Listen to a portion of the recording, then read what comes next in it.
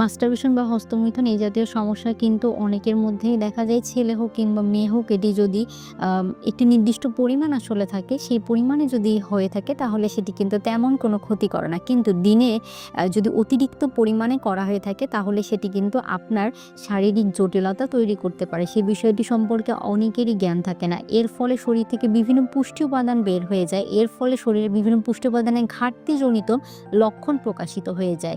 তাই অবশ্যই মাথায় রাখতে হবে এই হস্তমৈথুন যারা করে থাকেন তাদের ক্ষেত্রে একজন বিশেষজ্ঞের শরণাপন্ন হওয়া বা খাদ্য তালিকায় বেশ কিছু খাবারের কথা বলবো, সেই খাবারগুলো অন্তর্ভুক্ত করা। তাহলে দেখা যাবে পুষ্টির ঘাটতি কিছুটা হলেও পূরণ করা সম্ভব।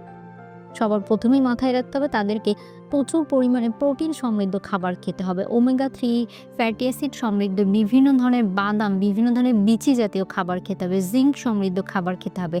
আয়রন সমৃদ্ধ খাবার অর্থাৎ মাছ, মাংস, ডাল, ডিম, দুধ, বাদাম এগুলো খেতে হবে। পাশাপাশি অ্যান্টিঅক্সিডেন্ট সমৃদ্ধ খাবার নিয়মিত গ্রহণ করার চেষ্টা করতে হবে। অ্যান্টিঅক্সিডেন্ট সমৃদ্ধ খাবার হচ্ছে বিভিন্ন ধরনের তাজা ফলমূল, শাকসবজি থেকে আমরা অ্যান্টিঅক্সিডেন্ট পেয়ে যাই।